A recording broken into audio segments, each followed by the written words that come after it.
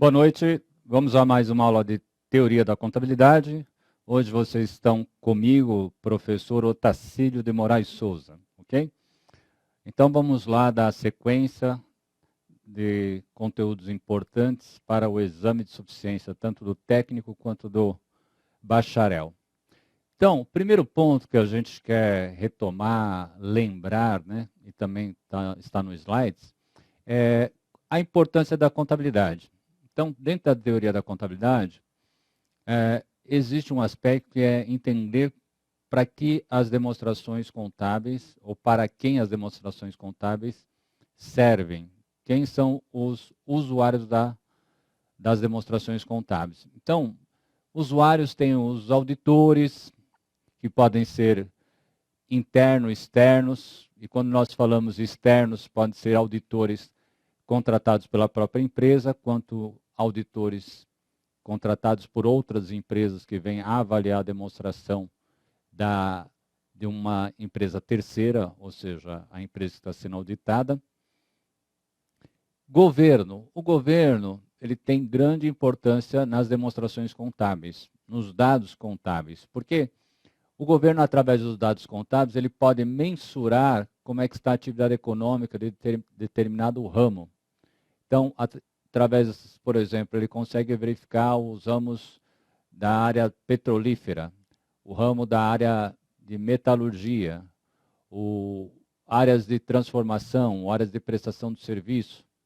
Então, através do próprio CNAE, né, que já determina, que é o Código Nacional de Atividade Econômica, ele determina qual a atividade econômica da empresa e através das informações que são passadas para o governo, uma das informações que o governo sempre pede são as informações do balanço e da demonstração do resultado do exercício. São obtidas através dessas demonstrações, para saber os ativos, passivos e as receitas e despesas da empresa.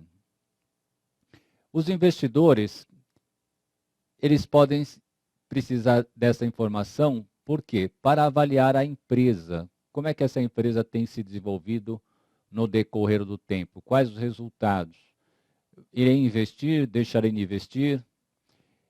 Financiadores, né? Os financiadores, quer seja, por exemplo, o próprio sócio, que vai injetar mais dinheiro na empresa, ele também tem que tomar decisão, se ele vai colocar mais ou parar ou retirar capital da empresa da qual ele pertence. Mas também tem outros tipos de financiadores. Por exemplo, eu quero tomar um empréstimo no mercado.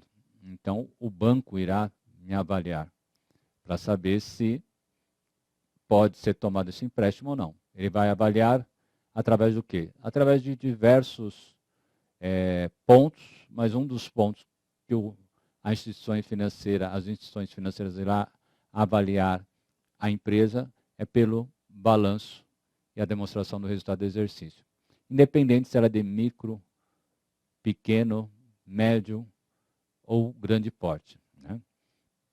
Então, a contabilidade auxilia nas decisões de vários públicos, ou seja, de vários usuários. Hoje é uma das principais finalidades para os usuários. Né? E é claro que a finalidade principal da contabilidade é mensurar o quê? O patrimônio da empresa. A dinâmica que acontece no patrimônio, nos ativos e no passivo e o resultado econômico e financeiro que é gerado na empresa. Né? Sempre com base numa data estática. O arcabouço teórico da contabilidade, como nós temos aí na segunda transparência, no Brasil, começou nas décadas de 60, 70. Então, ao decorrer que foram aumentando o número de contadores, ao decorrer que foram implantando sistematizações, normas, resoluções, a contabilidade no Brasil ela foi influenciada pela escola norte-americana. Em 1976, então nós temos a Lei 6.404, a tão famosa lei que nós falamos, a Lei das SAs, né? Então, da Lei das Sociedades Anônimas.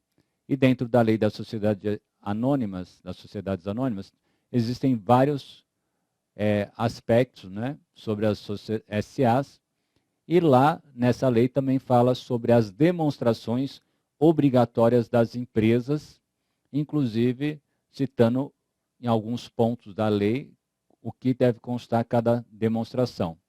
Além que hoje nós temos atualizado várias resoluções editadas pelo CFC, né? Okay? Também teve a criação da CVM, que é a Comissão de Valores Mobiliários. Então, tudo isso foi cada vez mais tendo órgãos, entidades, legislações que foi dando o parâmetro para que o contador, aquele que exerce a sua profissão na mensuração, no registro, informações sobre o patrimônio da empresa, ele tivesse direcionamento, ou seja, a legislação da área contábil, ela tem sempre sido atualizada, principalmente nos últimos anos aí, né, através da convergência para as normas internacionais, que o CFC tem promulgado, editado, né, várias resoluções. Em 2005, aconteceu a edição, ou seja, foi criado o CPC. O que é o CPC? É o Comitê de Pronunciamentos Contábeis. Então, o CPC, ele não é só feito, por exemplo, pelo CFC. Do CPC, ele tem várias entidades, vários representantes da sociedade para que estudem a contabilidade, os aspectos contábeis, quer sejam com influência das normas internacionais, quer seja da realidade, e a partir disso há um pronunciamento contábil. Esse pronunciamento contábil, ele vai ser a base, na maioria das vezes, para que o CFC edite uma resolução, né? Publique a resolução. Então, a Brasca, a PMEC, Ibracon, CFC, CVM fazem parte de representantes dessas entidades que discutem e emitem os CPCs, que é o Comitê de Pronunciamentos Contábeis. Na tela aí vocês estão só com a escrita CPC, Comitê de Contábeis, tá? Mas corrijam aí, é Comitê de Pronunciamentos Contábeis. E esse comitê, ele foi através de resolução do CFC também. E qual? Promover a convergência contábil, centralizar a emissão de normas contábeis. Então, por isso que ele foi criado. Ou seja, é uma das duas finalidades do CPC, tá? Que é a convergência internacional. Quando fala convergência contábil, nós estamos falando da convergência internacional das normas. Ou seja, ele sempre está estudando o ambiente contábil, as normas internacionais, de tal forma que o Brasil esteja, junto com os outros países, com a maioria dos países, né, somente europeus, Estados Unidos, cada vez mais chegando aos mesmos procedimentos, às mesmas normas, para que as demonstrações de diversos países possam cada vez mais ter, vamos dizer, a mesma estrutura, a mesma linguagem, né? O Brasil está caminhando rapidamente para isso. Já diversas resoluções foram editadas, tá? A resolução 1282 de 2010, ela tocou num ponto, né, que foi muito importante lá em 2010. Ela praticamente foi a base lá do primeiro CPC. Ela falou sobre os princípios de contabilidade, tá? Então, a resolução 1282 de 2010, no que se refere à harmonização contábil e convergência internacional, ela,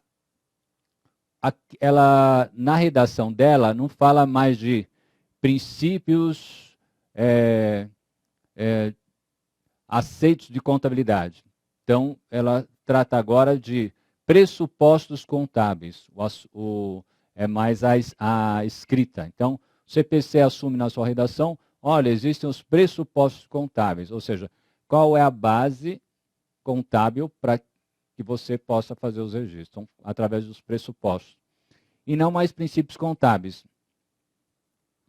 Embora os normativos do CFC ainda eles usam muito o termo princípios, tá ok?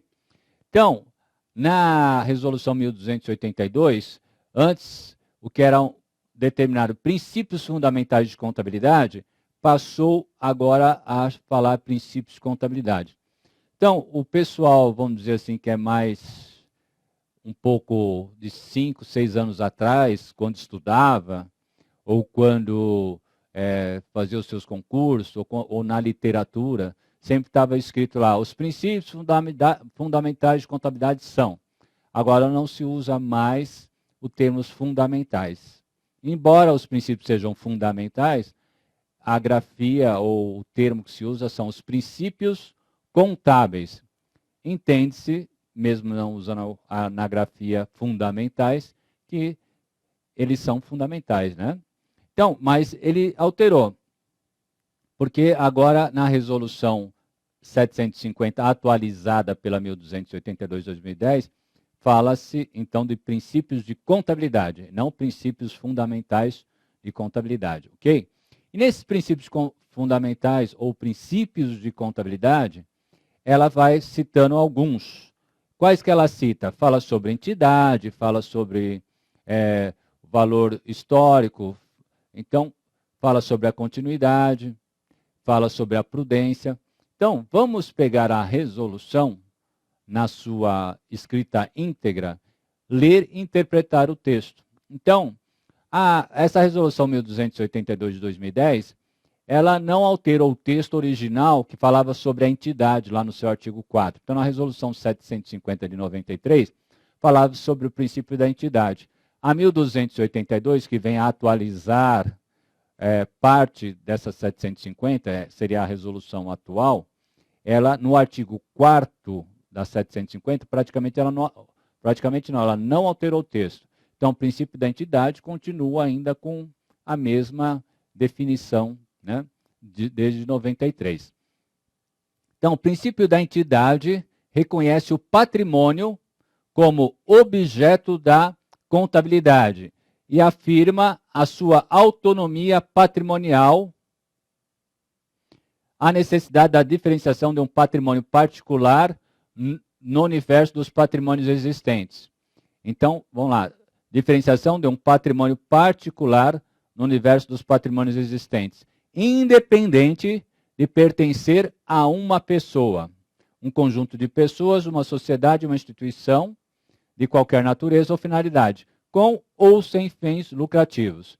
E existe o parágrafo único que diz: o patrimônio pertence à entidade, mas a recíproca não é verdadeira. Ou seja, a entidade não pertence ao patrimônio. A soma ou agregação contábil de patrimônios autônomos não resulta em uma nova entidade, mas numa unidade de natureza econômica contábil. O que o artigo 4º está falando? Olha, o princípio da entidade, ele se baseia no seguinte: cada entidade, quer seja empresa, uma ONG, quer seja o governo, tem o seu patrimônio próprio e tem o seu patrimônio particular. Então, o balanço e a DRE da empresa é da empresa, não se confunde com do sócio, não se confunde com de outra pessoa, quer seja física ou jurídica, não se confunde com nenhum outro ente.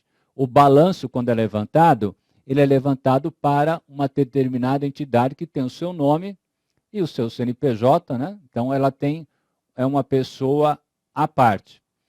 Mesmo que seja um grupo, tem a empresa A, B, C, D e E. Não, o patrimônio de cada uma é levantado para saber se o quê? O ativo, passivo e o patrimônio líquido efetivamente de cada entidade. Então não se confunde o patrimônio de cada entidade, tá bom? E o patrimônio é de uma entidade. Não quer dizer que a entidade é do patrimônio, tá? Outra coisa, pode-se fazer uma consolidação de balanço? Pode. Então, eu posso fazer a empresa A, B, C, D, pode fazer uma consolidação, elas podem fazer uma consolidação de balanço e até, de repente, uma outra empresa, a empresa que é controladora, está absorvendo lá no balanço dela os ganhos e resultados das empresas onde ela tem investimento. Mas cada empresa tem o seu patrimônio próprio, tá ok? Então, a entidade, a base para você entender o princípio da entidade é o seguinte: cada empresa tem o patrimônio como seu objeto, né, de registro e tudo. Esse patrimônio, ele é particular, não deve se confundir com o de outras entidades. Esse é o princípio da entidade. Artigo 5º da Resolução 1282 de 2010 fala sobre o princípio da continuidade. Bom, o próprio nome do princípio, o nome dos princípios já dão toques ao que se refere ao princípio, né? Se você pegar lá o princípio da entidade, então a entidade é particular e ela tem o seu patrimônio próprio, não se confunde com os outros. Princípio da continuidade. Opa, continuidade. Continuidade está ligada ao quê? Que toda entidade aberta, ela tem uma continuidade. Essa continuidade, é por isso que é levantado o balanço e há um dinamismo nisso. Então, mesmo a empresa que, se ela, inclusive a empresa, quando ela é aberta com uma finalidade específica, ó, de duração de 2 anos, então ela tem uma finalidade específica, inclusive no contrato social dela, e tudo vai ser levantado e ressaltando isso. Mas, normalmente, as empresas são constituídas e não têm, elas têm início, mas não está escrito lá no contrato social um termo que fala a empresa encerrar-se-á no dia 31/12/2013. Não. Então, princípio, a empresa tem a sua continuidade e essa continuidade tem que ser respeitada. Então, ela tem que ser, através do tempo, haverá uma também uniformidade desse registro, né? Então, o princípio da continuidade pressupõe que a entidade continuará em operação no futuro e, portanto, a mensuração e a apresentação dos componentes do patrimônio levam em conta esta circunstância, né? Então, quando eu levanto um balanço, uma DRE, eu sempre estou entendendo que a empresa não será liquidada, não será fechada amanhã, né? Então, ela vai estar continuamente funcionando no futuro. E com base nisso, esses são os parâmetros para que eu faça o levantamento das demonstrações contábeis, os registros do patrimônio, tá? Esse aí é exatamente o texto da Resolução 1282/10, ou seja, a entidade continuará em operação no futuro, tá? Então, pressupõe que a entidade continuará em operação no futuro. E isso é a base da mensuração. É bom entender bem, se eu entender exatamente esse conceito, princípio da continuidade, princípio da entidade, o texto, não preciso decorar, mas se eu entender, fica mais fácil na hora de resolver a questão do exame de suficiência, tá ok? Princípio da oportunidade. Oportunidade está ligado quando a gente fala, opa, o princípio, uma oportunidade. Eu tive uma oportunidade. Opa, a oportunidade aconteceu agora. Então, geralmente, princípio da oportunidade. Então, você vai registrar de acordo com a oportunidade. Mas quais são os parâmetros do registro dos itens do patrimônio conforme o princípio da entidade? Então, vamos ver aqui, ó. Refere-se ao processo de mensuração e apresentação dos componentes patrimoniais para produzir informações íntegras e tempestivas. Então, em outras palavras, eu faço o registro dos itens do balanço, né, do meu patrimônio, desde que eles tenham informações íntegras e tempestivas, ou seja, que sejam confiáveis, íntegras, né, mensuráveis e tempestivas, no tempo correto, no tempo adequado, né?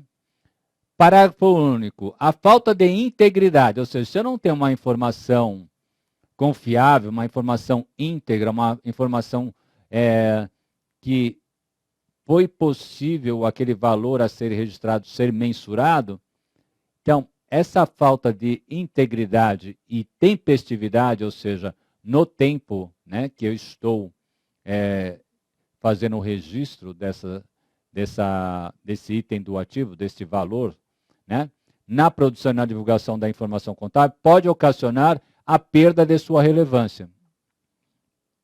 Por isso, é necessário ponderar a relação entre a oportunidade e a confiabilidade da informação. Então, sempre irei fazer um registro contábil seguindo o princípio da oportunidade, que com base em informação íntegra, informação tempestiva. Por exemplo, íntegra, comprei um item no ativo imobilizado. Tem uma nota fiscal, tem o bem, tem o documento, informação íntegra. No tempo correto, no tempo adequado, pelo regime de competência, vou registrar naquela data. Né? Esse é o princípio da oportunidade. Agora, se alguém chegar com um papel rascunhando, nós iremos comprar, pode falar aí que eu já fechei o pedido lá na outra empresa, pode considerar que eu já vendi, pode considerar que eu já comprei. Não, isso aí não, um pedido não é informação íntegra, né? Ou então alguém fala, olha, faz registro aí que o sócio vai emprestar 100 mil. Mas ao documento entrou o dinheiro. Então, a informação tem que ser íntegra, né, correta, tem que ter confiabilidade no tempo correto, no tempo adequado, no tempo que eu estou fazendo o registro dela, tá ok? Se não for isso, se não haver uma informação íntegra e tempestiva, não dá para seguir o princípio da oportunidade, que a oportunidade é fazer o registro adequado no tempo correto, ok? É o princípio da oportunidade, que refere-se ao processo de mensuração, medir, e apresentação dos componentes patrimoniais, ou seja, mensurar e apresentar itens de ativo, passivo, resultado corretamente, tá ok? Senão eu não posso fazer o registro. Ou seja, todo fato contábil que é registrado, ele tem que ter algum respaldo documental, algum respaldo do que está sendo registrado. Então, eu não vou registrar alguma coisa por hipótese, eu vou registrar alguma coisa por evento que realmente aconteceu, tá bom? Então, saiu o dinheiro do banco? Saiu. Tem o extrato bancário? Tem uma cópia de cheque? Tem os documentos? Aconteceu a transação? Sim. Então, aconteceu a transação, então aí eu registro. Princípio da oportunidade. Não posso deixar para registrar depois, né? Outro princípio também é o princípio do registro pelo valor original. Princípio do registro pelo valor original é o seguinte princípio. Você sempre, quando faz uma transação, existe um valor embutido, que é o valor original. Vendi uma mercadoria, o valor original vai estar destacado na nota. Comprei um ativo imobilizado, o valor original está lá. Comprei ações daquela empresa, o valor da negociação está ali. Comprei uma mercadoria para o estoque, o valor da transação está lá. Fiz uma aplicação, o valor da transação efetivamente está lá, que é o valor original. O valor que está acontecendo originalmente aquela transação. Esse aí é o registro pelo valor original. Então, o princípio pelo valor original determina que os componentes do patrimônio devem ser inicialmente registrados pelos seus valores originais das transações, expressos em moeda nacional, ou seja, em reais. No parágrafo 1º, diz o seguinte aí, do artigo 7º. As seguintes bases de mensuração devem ser utilizadas em graus distintos e combinadas ao longo do tempo de diferentes formas. Então, sempre o valor original, a princípio, no primeiro instante, ele é registrado pelo quê? Pelo seu custo histórico. O que é custo histórico? Os ativos, vamos lá ler a resolução. Os ativos são registrados pelos valores pagos ou a serem pagos em caixa ou equivalentes a caixa, porque eu posso comprar a prazo, ou pelo valor justo dos recursos que são entregues, que eu posso comprar mediante a troca de algum item do outro ativo, para adquiri-los na data da aquisição. Então, os ativos são registrados pelos valores pagos. Se eu fosse encurtar aqui, os ativos são registrados pelos valores pagos ou a serem pagos na data da aquisição. Então, qual é o valor que eu estou pagando? Ou se eu comprei a prazo, qual é o valor da transação? Esse é o valor na data da aquisição que eu vou registrar. O custo, isso aqui eu estou falando de custo histórico. E os passivos, como é que são registrados? Os passivos são registrados pelos valores dos recursos que foram recebidos em troca da obrigação. Ou seja, eu devo a alguém porque eu recebi algum recurso. Então, eu devo o salário porque alguém me prestou serviço. Eu devo a mercadoria ao fornecedor porque ele me entregou estoque. Até o governo mesmo, eu devo ao governo, porque ele entende que eu tive uma receita e uma contrapartida de ganho de ativo, e aí por isso eu vou pagar. Quando eu não ganho receita, quando não é receita sobre uma venda ou sobre uma receita efetivamente, eles também, o governo também cobra, por exemplo, taxas, né? Mas aí é quando há contraprestação de serviço do próprio governo, que aí ele cobra também, né? Então, os passivos são registrados pelos valores dos recursos que foram recebidos em troca da obrigação ou, em algumas circunstâncias, pelos valores em caixa ou equivalentes de caixa, os quais serão necessários para liquidar o passivo no curso normal das operações. Ou seja, houve a transação, quer seja de ativo ou passivo, quer seja à vista ou a prazo, vai registrar lá essa transação pelo seu custo histórico. Então, esse é o primeiro norteador aí para registrar pelo valor original, que é o princípio do registro pelo valor original. Tá? Então, continuando na sequência aí, ainda nós vamos continuar na próxima tela no artigo 7º.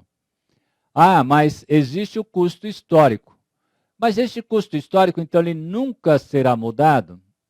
Ele nunca a contabilidade fará algum ajuste, contabilizará, por exemplo, algum ganho que houve, uma variação do patrimonial, ou trazer aquele valor, de repente, a valor presente? Não, aí também existe aí. Fez a transação, pelo valor histórico ela é registrada. Mas, a partir daquele momento que você faz o registro, né, que é o princípio do registro pelo valor original, né, além do custo histórico, esse custo histórico, com o passar do tempo, ele pode sofrer alguma alteração, comparando, tomando por parâmetro o que nós vamos verificar agora, que é o valor justo, o valor realizável. Então, vamos lá, no inciso 2 do artigo 7º, né, da resolução 1282/10, que fala sobre esse princípio, fala o seguinte: a variação do custo histórico, uma vez integrado ao patrimônio, uma vez que houve o registro do custo histórico, né, valor original lá no patrimônio, na contabilidade, os componentes patrimoniais, ativos e passivos, podem sofrer variações decorrentes dos seguintes fatores. E aí fala custo corrente, valor realizável, valor presente, valor justo e atualização monetária. Tá ok?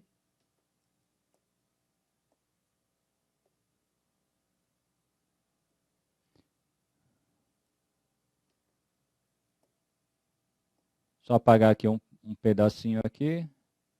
Ok. Então, por esses cinco bases que eu posso fazer. Atualização monetária, valor justo, valor presente, custo corrente e valor realizável. Ou seja, eu tenho um valor registrado lá, quer seja de ativo ou passivo. Aí, primeiro item, custo corrente. Eu vou verificar se, custo corrente. Os ativos são reconhecidos pelos valores em caixa ou equivalentes de caixas. Isso aí também serve para o passivo, né? O que eu vou liquidar a valor de caixa ou equivalentes de caixa. Os quais teriam de ser pagos se esses ativos ou equivalentes fossem adquiridos na data ou no período das demonstrações contábeis. Os passivos são reconhecidos pelos valores em caixa ou equivalentes de caixa não descontados que seriam necessários para liquidar a obrigação na data ou no período das demonstrações contábeis. O que está querendo dizer aqui? Custo corrente. Eu, por exemplo, vamos pegar lá. Eu peguei um valor estoque. Qual é o custo corrente? Se hoje fosse adquirido, se esses ativos fossem adquiridos na data ou no período das demonstrações contábeis, quanto é que ele vale? Ou seja, em outras palavras, quando a gente fala de custo corrente, valor realizável, valor justo, atualização monetária, nós estamos falando praticamente trazer na data da demonstração contábil exatamente quanto é que vale o meu ativo ou o meu passivo. Para aí eu fazer algum ajuste. Por exemplo, se tiver algum item lá no meu ativo que tem que haver por exemplo, duplicados a receber. Aí tem que haver uma perda. Existe uma cálculo ou existe dados concretos que haverá perda de crédito de liquidação duvidosa. Então, eu faço esse ajuste lá. Né? Eu tenho um financiamento, tenho uma dívida que foi correndo juros, multa, de repente tem uma dívida com o fornecedor, ou tem um empréstimo bancário, que eu atrasei a parcela, ou tem uma dívida com o governo, e aí eu vou atualizar essa dívida de acordo com os parâmetros contratuais. Mas vamos dizer que para quem eu devo, ele me dê, vamos dizer, um perdão, entre aspas, ou um desconto, ou um abatimento dessa dívida que eu tenho. E aí, a dívida, vamos dizer que eu teria de 1 milhão, hoje, aquela pessoa a quem eu devo, no balanço que eu vou registrar, fala assim, renegociada a dívida está a 800. Então, aí eu vou fazer esse ajuste aonde? Na minha contabilidade. Eu vou trazer sempre esse ativo ou esse passivo ao valor que hoje, na hora que eu estou demonstrando, estou levantando a demonstração contábil, ele vale. Então, independente do custo pelo valor original, histórico, que eu tinha registrado quando o item ativo ou passivo foi integrado, foi registrado e passou a ser parte do meu patrimônio, ok? Então, vamos lá. Vamos só... Então, a variação do custo histórico pelo custo corrente, que nem nós falamos, pelo valor realizável, os ativos são mantidos pelos valores em caixa ou equivalentes de caixa, os quais poderiam ser obtidos pela venda em uma forma ordenada.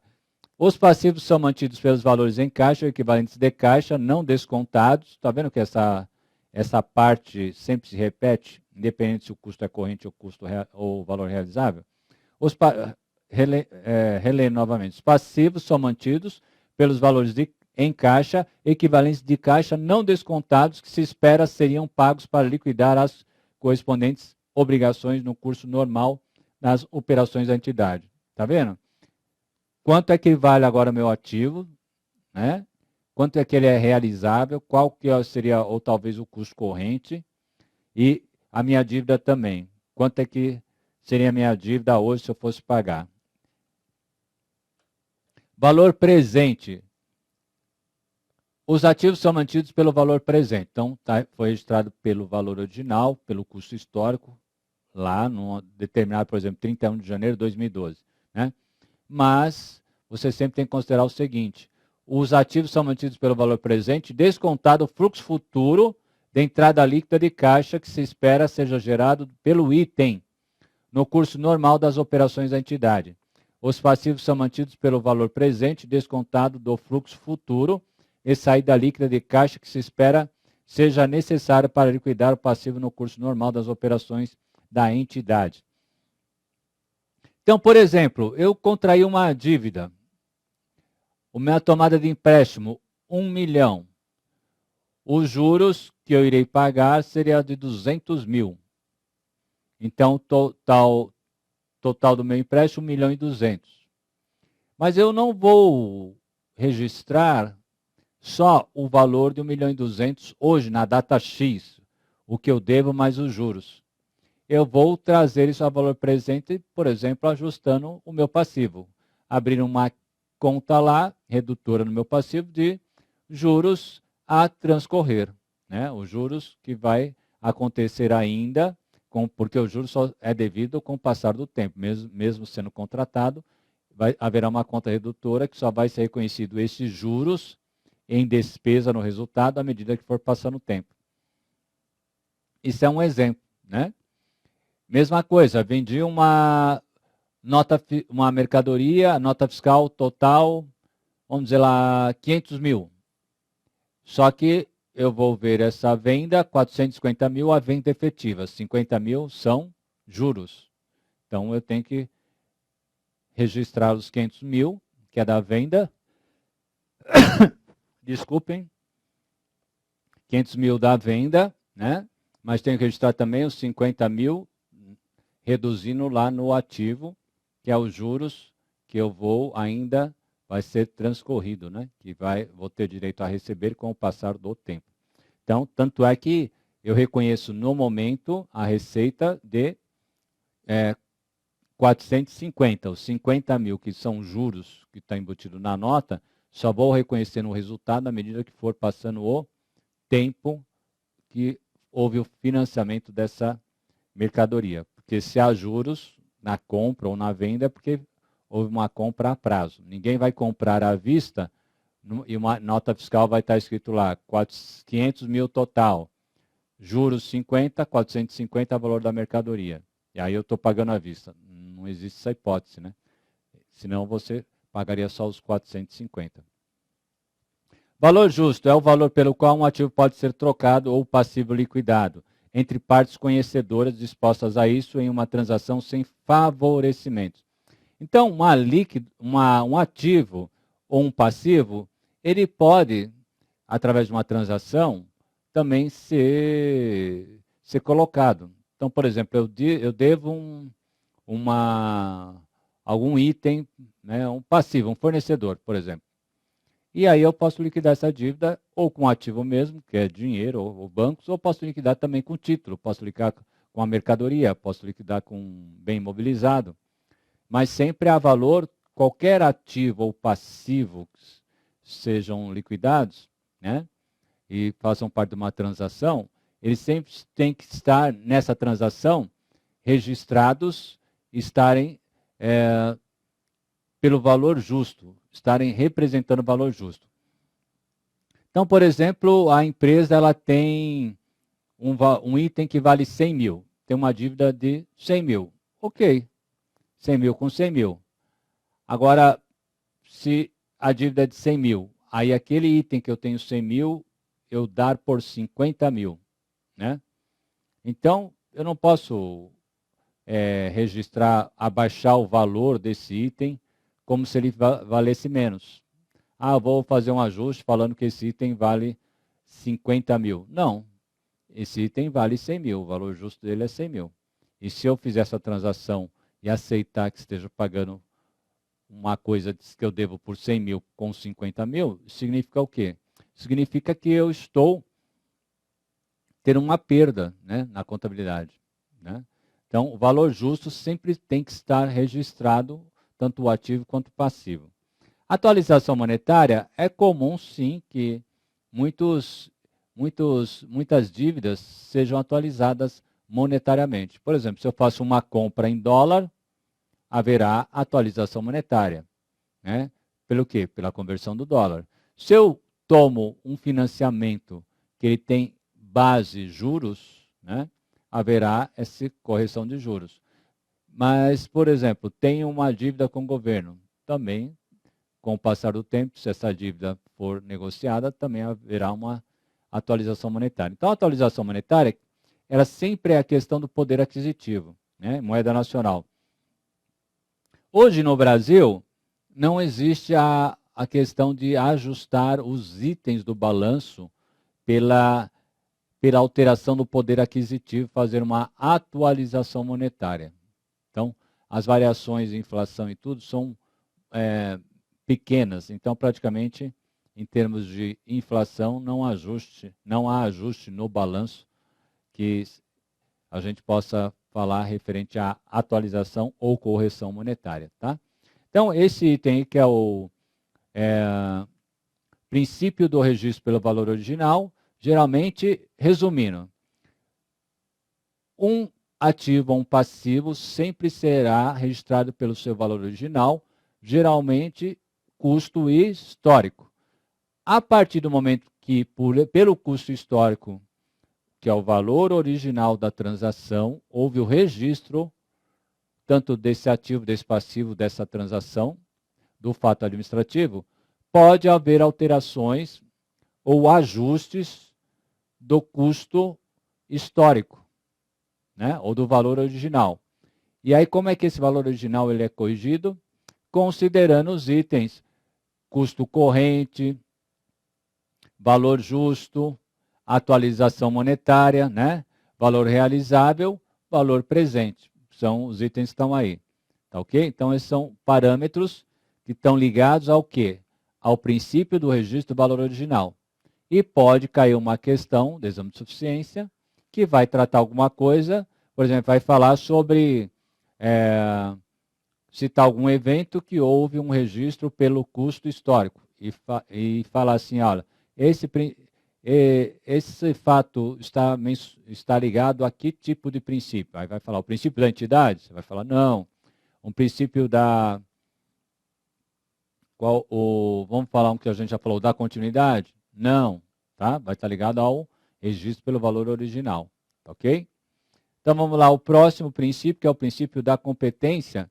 Esse aqui, ele sempre determina o quê? Que as transações, qualquer transação, qualquer fato contábil, ele tem que ser registrado.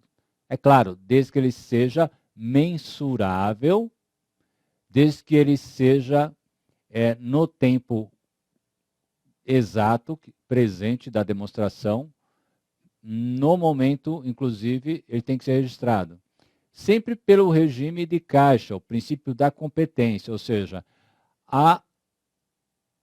na data, no período a que aconteceu a transação, quer seja envolvendo ativo, passivo, receita ou despesa, essas transações, fatos contábeis, têm que ser registradas ao período a que elas se referem. Então, uma venda, a receita da venda será registrada ao período de competência a que ela se refere. E por exemplo, e o custo dessa mercadoria que foi vendida também será reconhecido no momento que é reconhecido a receita. No momento que há um pagamento de uma dívida, é nesse momento que eu vou registrar. No momento que eu contrato um empréstimo, é nesse momento que eu vou registrar toda a minha dívida. Eu não só vou fazer o registro de movimentação financeira quando há uma saída de caixa que eu registro, por exemplo, um pagamento. Não. Eu registro que eu devo tudo aquilo lá no momento da contratação. E as transações financeiras, no decorrer do tempo, também eu vou registrar. Então, tudo tem que ser registrado considerando o princípio da competência e não o regime de caixa. A contabilidade faz os seus registros pelo princípio da competência, ok? Então, o princípio da competência determina que os efeitos das transações e outros eventos sejam reconhecidos nos períodos a que se referem, independente do recebimento ou pagamento. Ou seja, a contabilidade ela não registra os seus direitos, as suas obrigações, as suas transações, somente se há fluxo de caixa, se há pagamento ou receita efetiva. Ou seja, entrada ou saída do caixa ou entrada ou saída do banco. Não. Né? Então, qualquer evento é registrado, desde que ele possa ser mensurado e desde que ele esteja ligado ao patrimônio da empresa, ou seja, da entidade.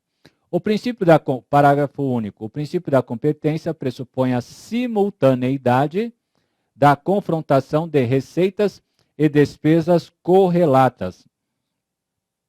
Quando está falando aqui, o princípio da competência pressupõe a simultaneidade, ou seja, ao mesmo tempo, a confrontação das receitas e despesas correlatas.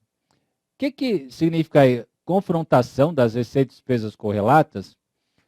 É o caso até que eu acabei de citar, né? Há uma venda, há uma receita. Você registra essa receita. Mas se essa venda está ligada a uma prestação de serviço, a um produto que a indústria fez e agora baixou do seu estoque, ou uma mercadoria que a empresa comprou e por sua conta também, agora no momento da venda, baixa do seu estoque. Esse custo dessa prestação de serviço, do produto vendido, da mercadoria revendida, esse custo tem que ser registrado no mesmo período de competência. Então, no registro hoje, nesse mês, o valor da receita. No mês que vem eu vou registrar o custo dessa mercadoria vendida. Não, tem que ser tudo no mesmo período a que se refere. Tanto a receita e as despesas correlatas, né, tem que ser registrada no mesmo período, obedecendo o regime de competência. Ok? Houve comissão sobre vendas. A comissão sobre vendas também é registrada. Ah, houve uma despesa administrativa. Naquele mesmo momento, você tem que registrá-la. Ok? Tá bom? Então, o princípio da competência, tudo é registrado, desde que seja mensurável, seja informação fidedigna, né? Esteja ligado à empresa, ele vai ser registrado, independente se houve o pagamento ou o recebimento das transações, tá? Efetuadas. Tá? Existe um outro princípio, que é o princípio da prudência. O princípio da prudência pressupõe que o emprego de certo grau de precaução no exercício. Ó. Prudência, tá vendo? Ó, é meio redundante, né? O princípio da prudência pressupõe o emprego de certo grau de precaução no exercício. Isso aí são o que está escrito efetivamente na Resolução 1282/10, é o texto, né? Ou seja, quando você vai levantar o balanço, você vai fazer os julgamentos necessários para as estimativas das condições de incerteza, no sentido de que ativos e receitas não sejam superestimados e passivos e despesas não sejam subestimados. Ou seja, passivo e despesas não podem ser subestimados, né? Ok? E os ativos e receitas não podem ser superestimados.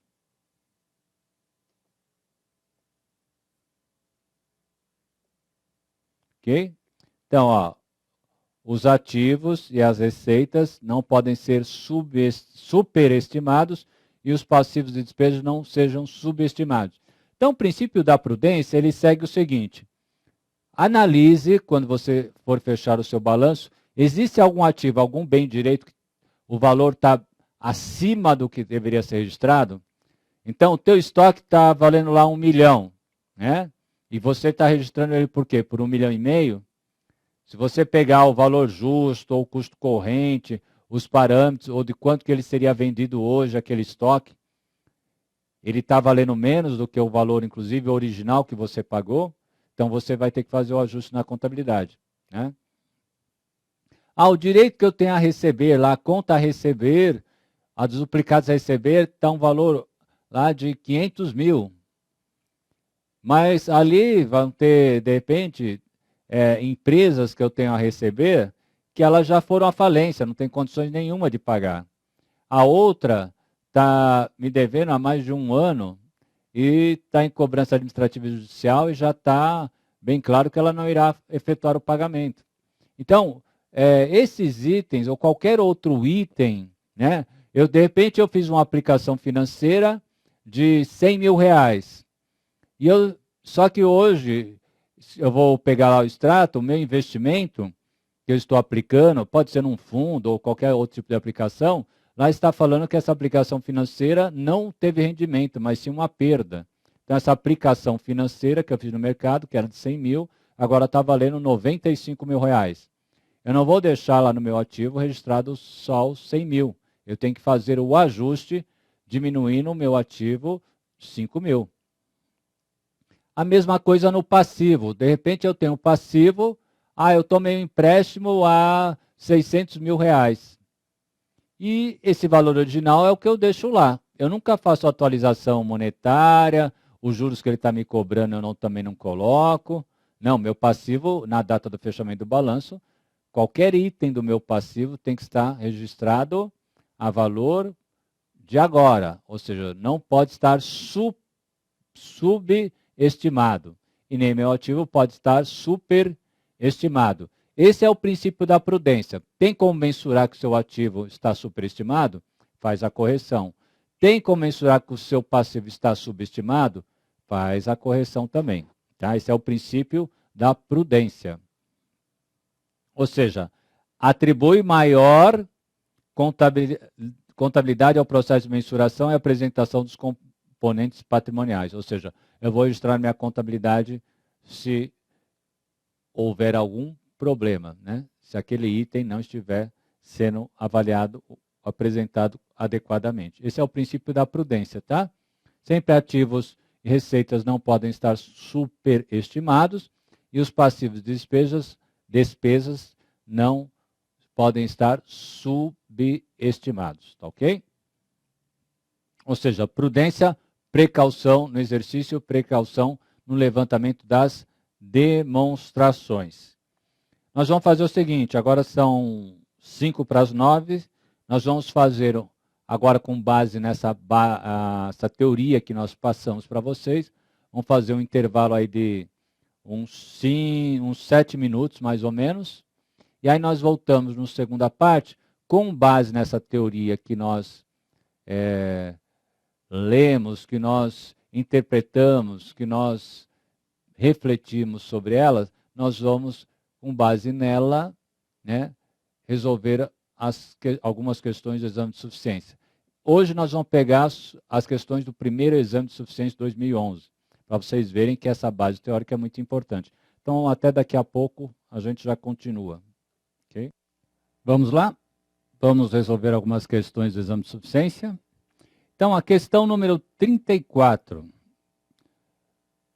do primeiro exame de 2011, ela diz assim, os negritos aí são meus, né, e os sublinhados também.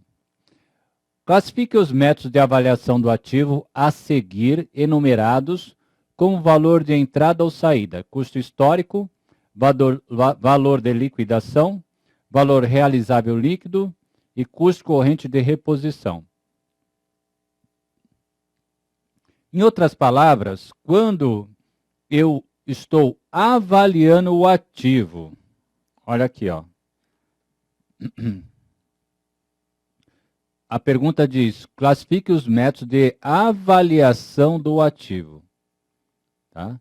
Então é importante a gente focar nisso. Olha, esses métodos aí, né, de avaliação do ativo, custo histórico, valor de liquidação, valor realizável líquido e custo corrente de reposição, quando é que eu uso? É quando é para as entradas ou saídas? Né? Então, o custo histórico, nem nós falamos até sobre lá o princípio pelo registro pelo valor original, ele sempre está ligado ao quê? Na hora que entrar um ativo um ativo na minha entidade, eu vou registrar isso pelo valor histórico. O custo histórico está ligado à entrada. Valor de liquidação, que é o segundo item. Então, quando é que num ativo eu vou precisar saber do meu valor de liquidação? É quando eu estou pensando em termos de saída. Então, sempre eu vou mensurar esse meu ativo. Se ele fosse sair, qual é o valor de liquidação? Então, por exemplo, esse estoque, se ele fosse sair, qual seria o valor de liquidação? Então, por isso que o valor de liquidação ligado ao ativo, a gente considera ligado a uma saída. Terceiro item, valor realizável líquido. Também está par e passo aí com liquidação, né? Então, o meu item do imobilizado, por quanto é que eu o realizaria? Qual o valor líquido que eu realizaria? Eu vou usar normalmente esse termo, custo, valor realizável líquido do meu ativo numa saída. Custo corrente de reposição. Aí é quando eu estou pensando que, ó, repor. Quanto seria a reposição deste meu item de ativo? Qual é o custo corrente de reposição?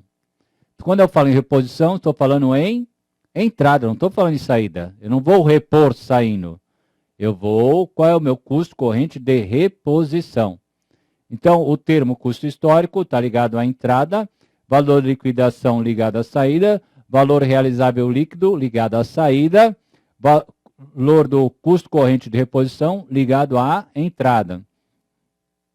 Então, histórico, entrada, custo de reposição, entrada, valor de liquidação, saída, valor realizável líquido, por quanto que eu realizaria o meu ativo, por quanto que ele sairia o meu ativo.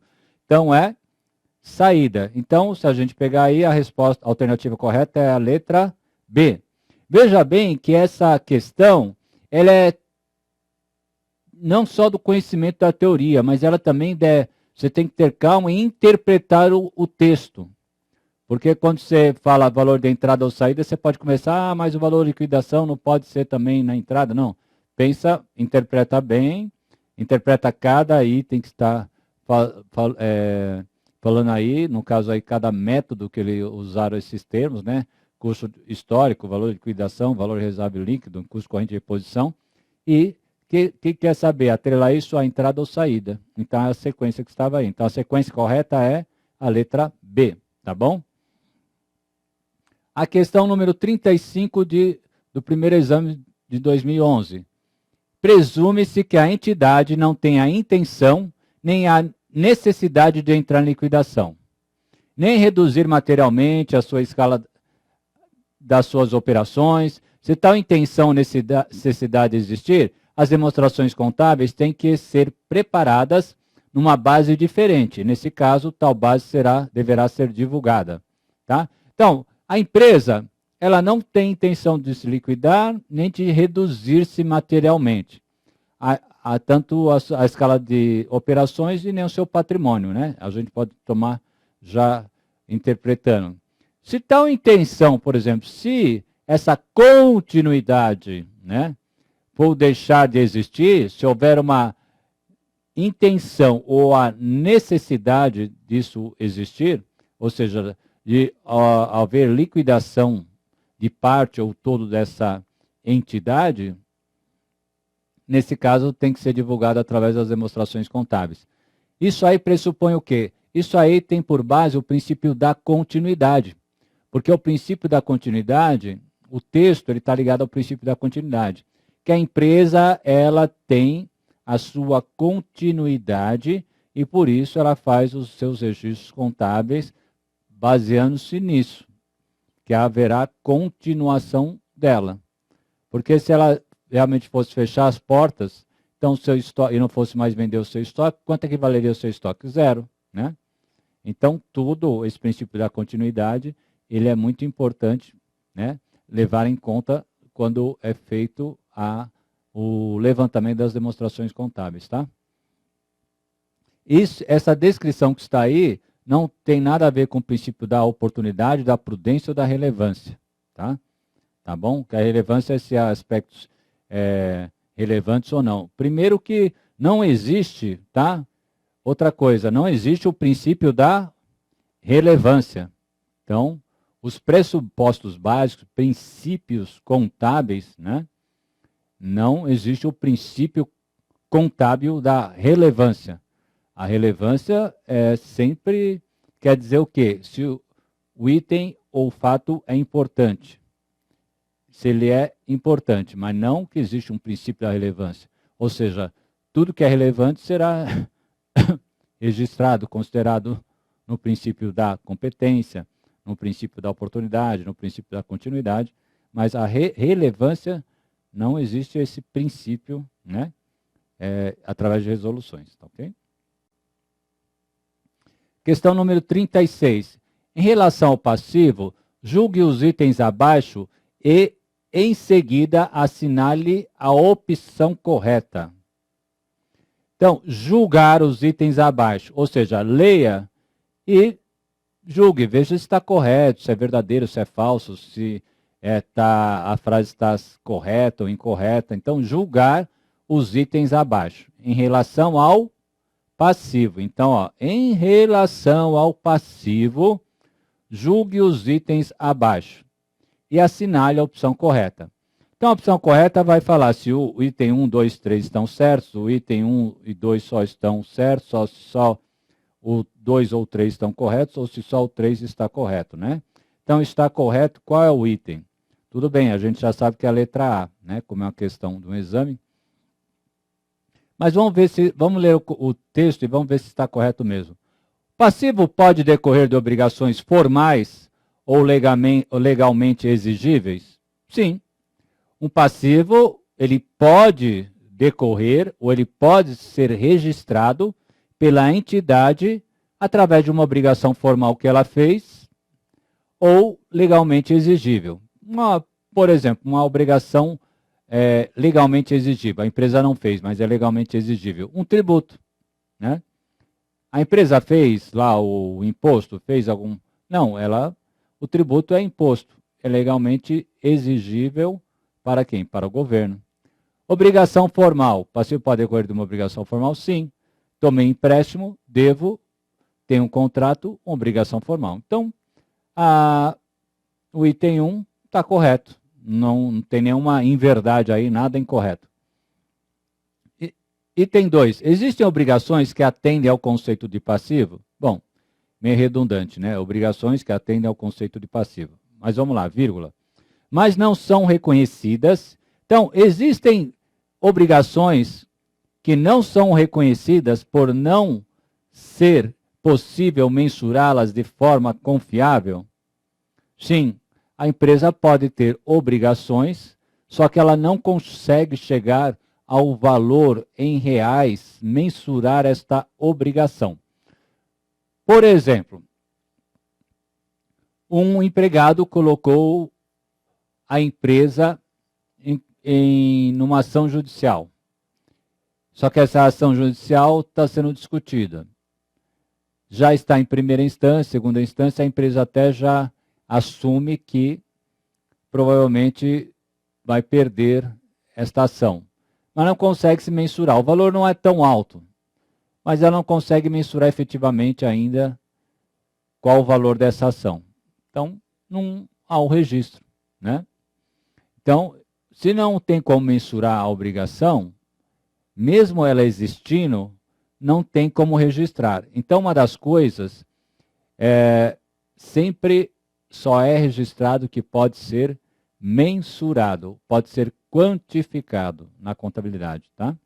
E de forma confiável, ou seja, ter parâmetros confiáveis do registro daquela obrigação. Então, o item 2 também está correto, porque podem existir passivos ou obrigações que não estejam registradas na contabilidade, mas só podem existir tais obrigações não registradas na contabilidade quando não é possível mensurá-las de forma confiável.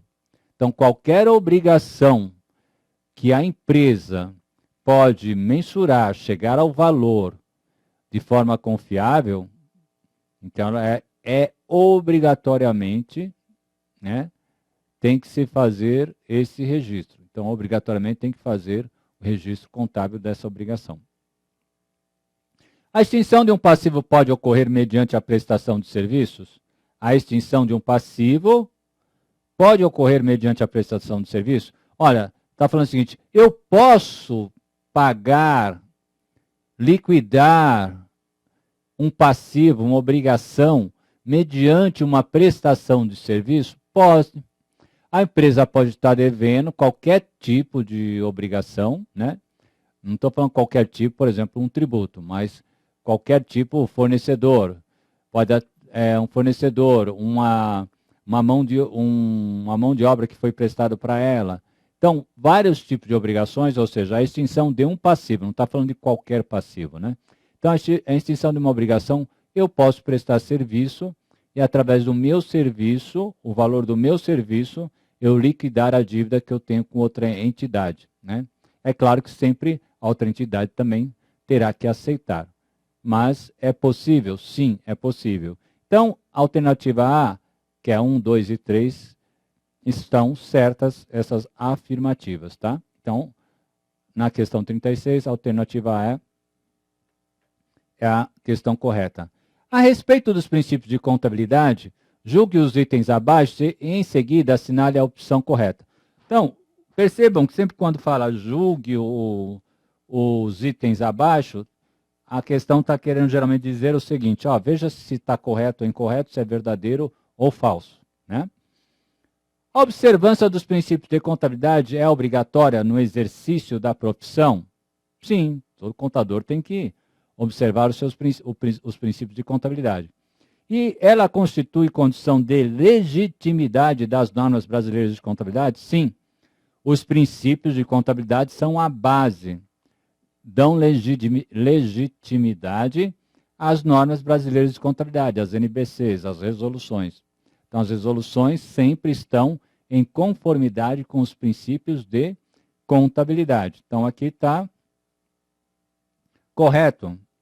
Os ativos avaliados pelo seu valor liquidação baseiam-se no princípio da continuidade, pressupondo que a entidade continuará em operação no futuro.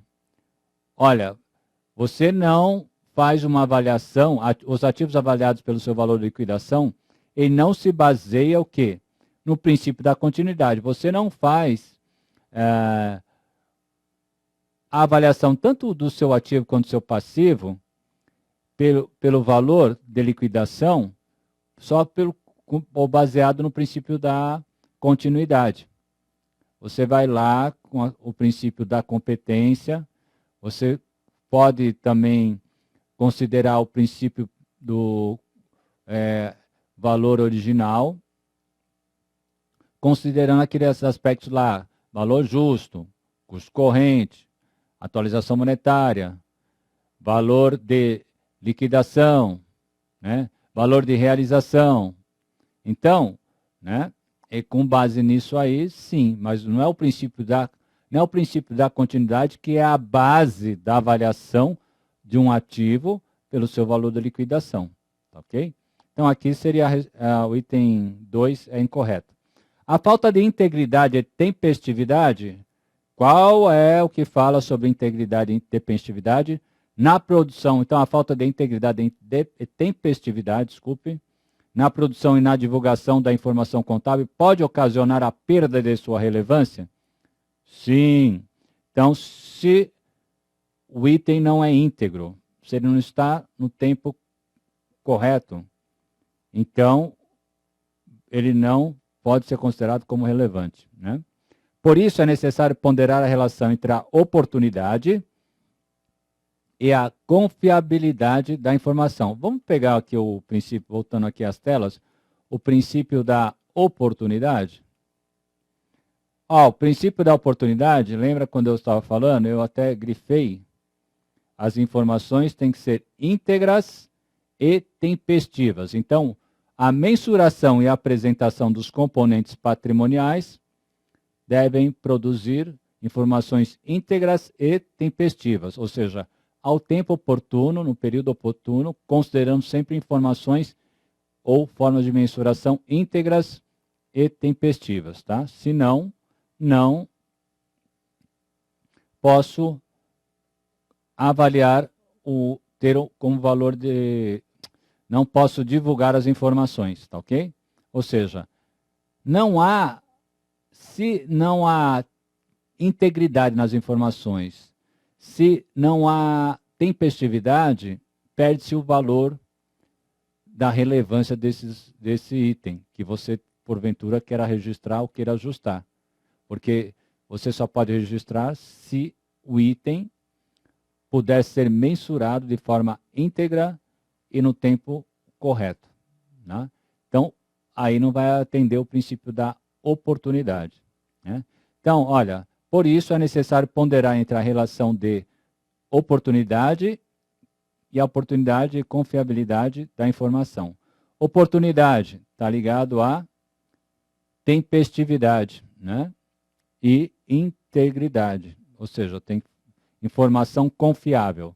Se a informação não for confiável, ela perde a sua relevância. Então, aqui, no item 3, também está correto. Alternativa correta, letra B, ok? Vamos lá na questão número 41. Relacione a situação descrita da primeira coluna com o procedimento a ser adotado na segunda coluna. E, em seguida, assinale a opção correta. Então, tem que ver aqui o item 1, 2, 3, que nós temos aqui uma coluna, vamos dizer assim, né? Do lado esquerdo e do lado direito. O item 1 está relacionado a que parágrafo do lado, né, de cá? Lado esquerdo com o lado direito. Primeira coluna com a segunda coluna. Então, a obrigação presente que provavelmente requer uma saída de recursos. Quando há uma obrigação presente que provavelmente requer uma saída de recurso, isso está atrelado ao quê? A nenhuma provisão é reconhecida, mas é exigida divulgação para o passivo contingente. Nenhuma provisão é reconhecida e nenhuma divulgação é exigida. A provisão é reconhecida e é exigida divulgação para a provisão? Sim. Então, aqui nós temos a letra 1, um terceiro item. A obrigação possível, aqui nós, obrigação presente, estava ligado ao item 1. Agora, obrigação possível ou obrigação presente, que pode requerer, mas provavelmente não irá requerer uma saída de recurso. Olha, nós temos uma obrigação possível, obrigação presente, que pode requerer, mas provavelmente não irá requerer uma saída de recurso. Olha, nenhuma provisão é reconhecida, mas é exigida a divulgação para o passivo contingente. O que está querendo dizer aqui no item 2? Olha, existe uma dívida, um valor a pagar, agora no presente, que pode ser que esse requeira uma saída de recurso. Ou seja, é uma obrigação que você não tem saída, confiança, não há integridade, você não tem certeza que vai sair o quê? Recursos da empresa. Então, nesse caso, nós estamos falando o quê? Que nenhuma provisão vai ser reconhecida nesse caso, mas é exigida a divulgação para o passivo contingente. Ou seja, você provavelmente vai divulgar em notas explicativas isso aí. Olha, há uma possibilidade de uma obrigação presente, existe uma ação, existe um passivo, que no futuro pode haver uma necessidade de saída de recursos, mas não é certeza, né? Hoje, no presente. Então, nesse caso, nenhuma provisão é reconhecida. Então, você não vai reconhecer a provisão no passivo que você não tem certeza que, mas provavelmente não irá requerer. Ou seja, você não tem certeza que haverá saída para recurso para pagar essa obrigação. Então, geralmente é quando há alguma discussão, né, judicial. Isso é um item que acontece muito nas empresas, mas não se tem nenhum valor ainda, ou existe até uma chance da empresa ganhar. Então, nesse caso, você não faz o registro, mas você pode colocar isso em nota explicativa para amanhã depois não falar que a sua empresa sonegou a informação, né? Sonegou não, né? Não deixou evidenciado esta informação na demonstração. A obrigação possível ou obrigação presente cuja probabilidade de uma saída de recurso é remota. Aí, saída de recurso remota, então obrigação com saída de recurso remota. Nenhuma provisão é reconhecida, nenhuma divulgação é exigida. Então, você tem uma obrigação cuja saída de recurso é remota, ou seja, praticamente não haverá saída de recurso segundo os teus controles, segundo os documentos. Então, ela é possível, né? Então, é possível, também não é certeza que haverá essa obrigação, né? Então, no presente, há uma obrigação possível, cuja probabilidade de saída de recurso é remota. Então, nesse caso, nenhuma provisão é reconhecida e nenhuma divulgação exigida. Olha, só o item 1, que é a obrigação presente, que provavelmente requer uma saída, que provavelmente, ou seja, então tem altos indícios de que haverá uma saída de recurso. Então, nesse caso, ela é reconhecida e exigida a divulgação para essa provisão. Essa é uma questão realmente que ela é difícil, porque você tem que ler com muita atenção e se na vírgula, aquilo quando fala que pode requerer, mas não irá requerer uma saída de recurso, tá? É uma questão que realmente muita gente erra. Essa questão número 41, a questão que a gente perguntar seria uma questão de nível difícil, mas que é possível, né, o aluno acertar. Tá bom? Então, a alternativa correta é a alternativa A. É plenamente possível acertá-la, mas exige um nível, geralmente, de concentração, atenção maior, é isso que eu estou dizendo. E, às vezes, um tempo maior para resolvê-la. E tem questão 42.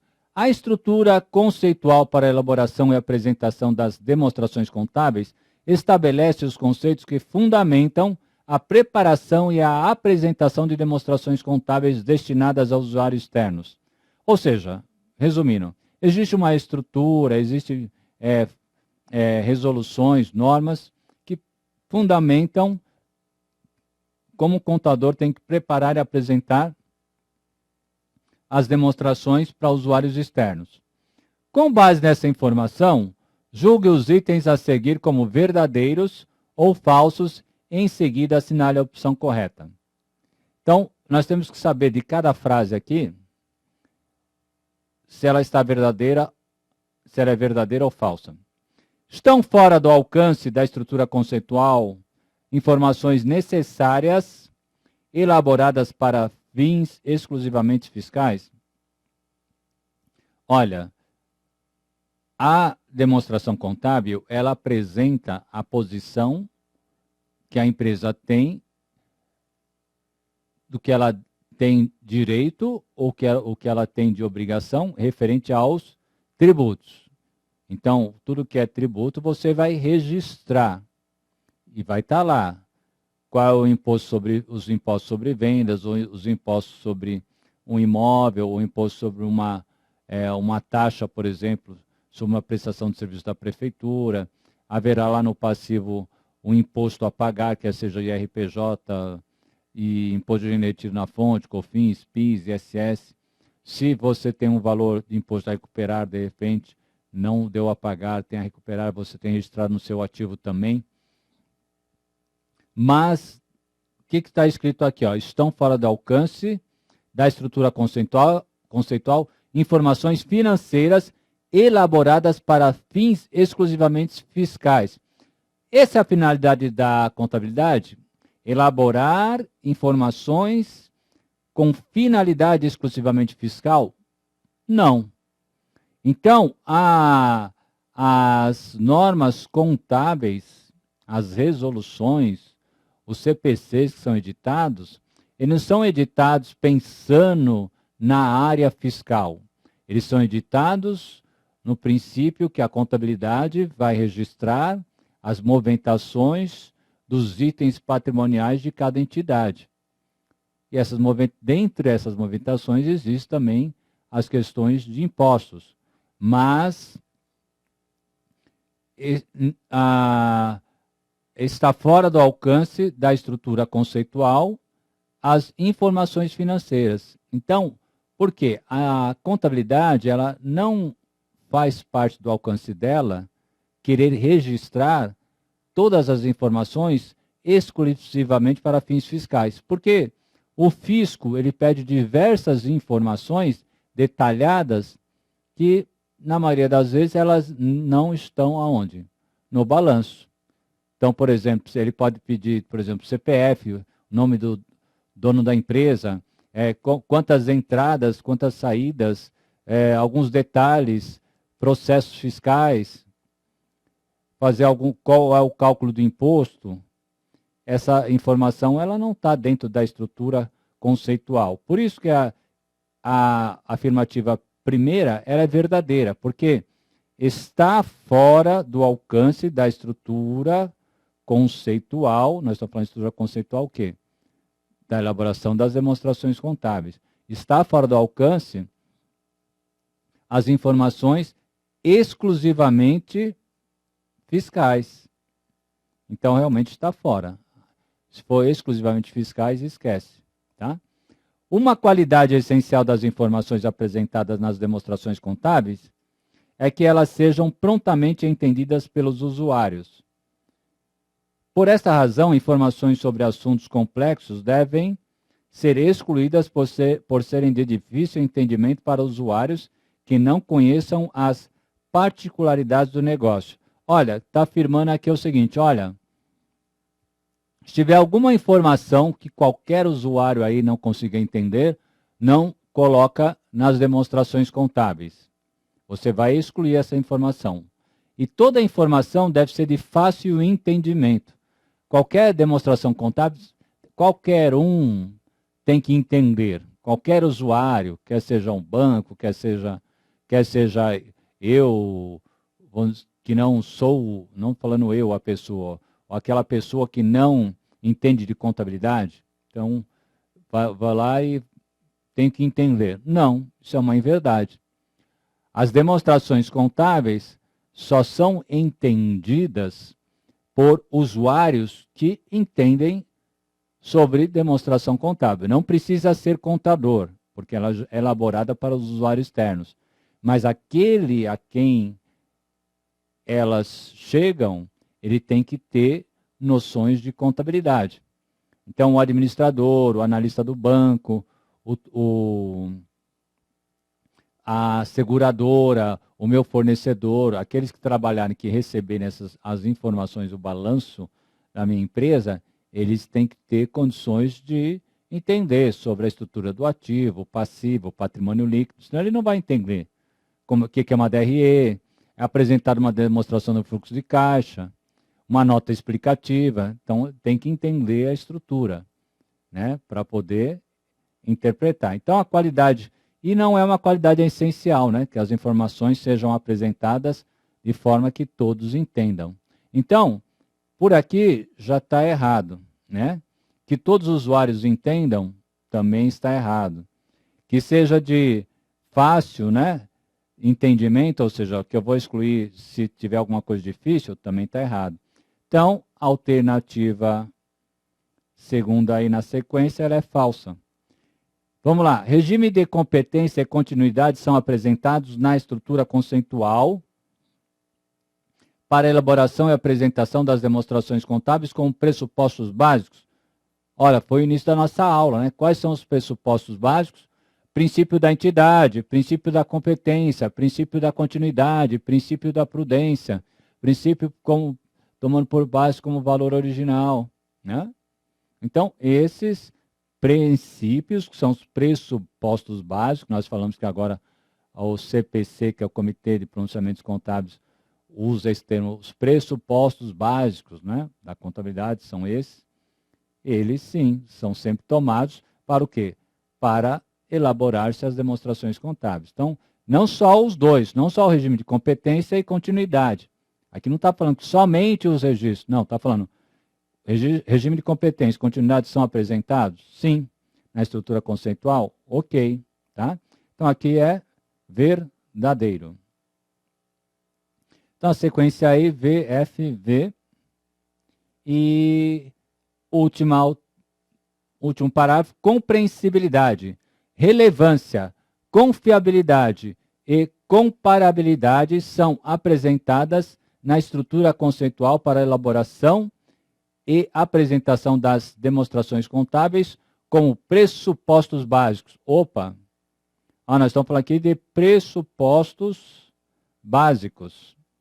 Pressupostos básicos são aqueles lá no começo da aula, princípio da entidade, princípio da competência, acabei de falar todos, né? Princípio da oportunidade, ok? Então, esses são os pressupostos básicos. É claro que uma informação ela tem que ser compreensível. É claro que a informação relevante tem que estar lá. É claro que a confiabilidade vai estar na apresentação das demonstrações contábeis. É claro que sempre haverá comparabilidade quando a elaboração de uma demonstração contábil.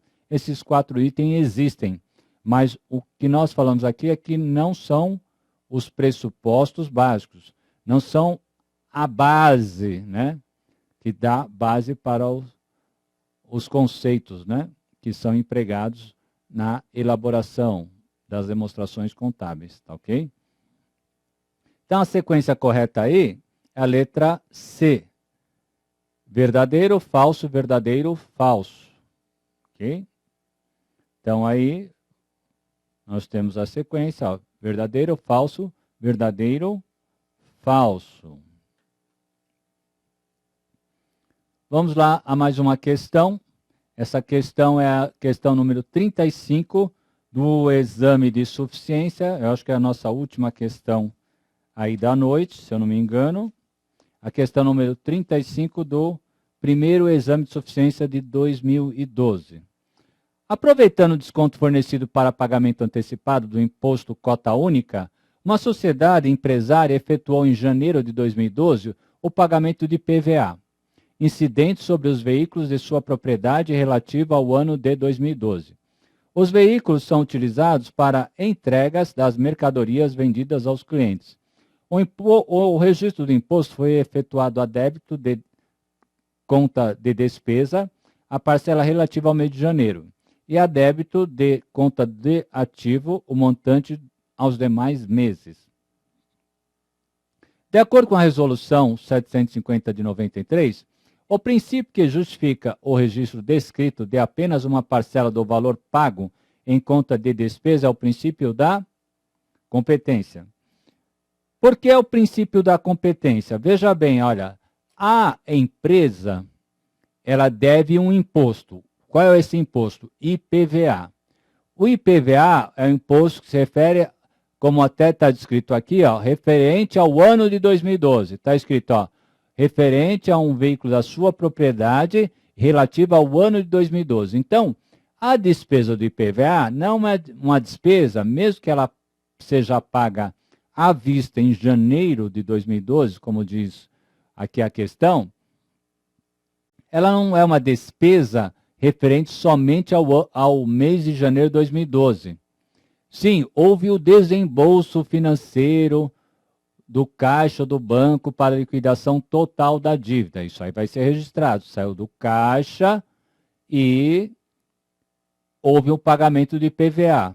Agora, esse valor, eu creditei caixa ou bancos na contabilidade e vou debitar o valor do IPVA. Esse valor do IPVA, eu não vou debitá-lo na integralidade, o valor total, já em despesa no mês de janeiro. O que eu vou fazer é o seguinte, eu vou pegar o valor do IPVA, e como ele se refere ao ano de 2012, vou pegar o IPVA e dividir por 12. É o período a que ele se refere. Então, vou ter 12 partes, vamos dizer que o valor do IPVA fosse R$ 1.200.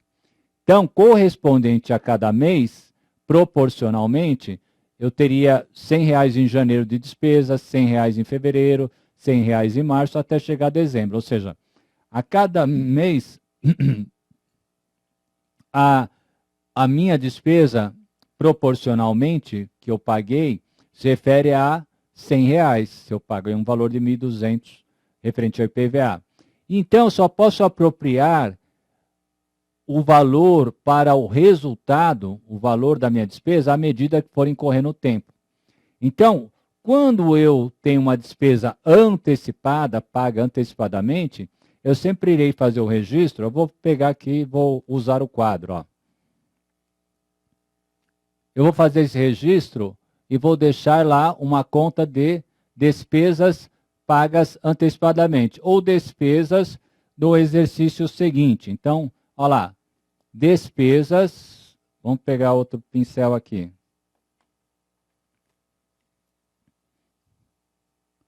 Despesas do exercício seguinte. No caso aí, IPVA. O IPVA, eu vou registrá-lo como uma despesa do exercício seguinte, que é um ativo. Então, eu registro lá, embora o exercício não esteja falando de valor, eu vou considerar um valor aqui, ó, 1.200. Ok? Vamos dizer, saiu do banco esse pagamento. Bancos, eu creditei na contabilidade, tinha um saldo lá, creditei 1.200 e considero isso como não é despesa que só se refere a janeiro, era uma despesa que se refere ao período, o ano de 2012, fica lá numa conta de ativo também o valor de 1.200. Então, eu transferi 1.200, entre aspas, tirei o dinheiro do banco e agora tem uma despesa do exercício seguinte no ativo. Então, essas duas contas são de ativo. À medida que vai passando o tempo, janeiro, fevereiro, março, abril, à medida que vai passando o tempo, aí eu vou contabilizando lá no meu resultado o reconhecimento dessa despesa. Aí eu baixo, por exemplo, no final de janeiro, 1/12, eu vou baixar a despesa correspondente ao mês de janeiro e vou reconhecê-la lá no resultado, R$100. Então, nesse caso, ó, quando chegar ao final de janeiro, eu vou ter contabilizado uma saída do banco, a despesa do exercício seguinte seria 1.200, no final de janeiro já começa a ser reconhecida a parte dela, ficará só 1.100 como saldo, e o valor proporcional ao tempo incorrido, que seriam R$100, ele está reconhecido lá no resultado. Então, por isso é que o exercício fala, olha, a empresa pagou o IPVA antecipado com desconto. Esse IPVA que ela pagou, fala assim, olha, o registro do imposto foi efetuado a débito da conta de despesa a parcela relativa ao mês de janeiro, ou seja, reconheceu em janeiro a parcela relativa à despesa de janeiro. E a débito de conta de ativo, o montante aos demais meses. Ou seja, fica lá no ativo o valor que se refere aos demais meses, de fevereiro até dezembro, eu não reconheço ainda no resultado. E por que eu faço isso? Não reconheço tudo já, os 1.200, o valor de IPVA lá no resultado, mas só uma parte em janeiro, outra parte fica lá no ativo, esperando o tempo passar para ser reconhecido em despesa. Por causa do princípio que é a resposta à letra A, princípio da competência. Por quê? A despesa só pode ser reconhecida, ou a receita, somente ao período a que ela se refere, somente no momento de sua competência. Então, essa despesa de janeiro está correta, registrada, mas a demais não vai lá para o resultado, tá ok? Então, essa é a explicação aí para a gente entender porque é o princípio da competência que nesta questão imperou aí. É o princípio da competência, porque foi tomado ao período a que compete a receita ou a despesa, no caso é específico, a despesa, é que tem que ser registrado esse evento, tá ok? Isso é reconhecido na conta correta e adequada. Então, é isso aí. Eu agradeço aí a participação de todos, mais numa aula aí, né? E obrigado aí, nós resolvemos algumas questões do exame de suficiência. Peguem essas questões, todas as questões que nós resolvemos hoje, elas são questões de teoria da contabilidade, ou seja, ler as resoluções, interpretar os princípios. A maioria, vocês vão perceber, se a gente voltar aí até a tela, essa questão 35, olha lá, questão 30 a 42, né? A 41, vocês vão perceber que a maioria das questões de teoria da contabilidade, elas estão ligadas aos pressupostos básicos, aos princípios de contabilidade, que são definidos conforme na tela aí, que nós colocamos nas primeiras telas no primeiro horário, através da resolução 1282/10. E sempre levando em conta as estruturas, né, de apresentação das demonstrações.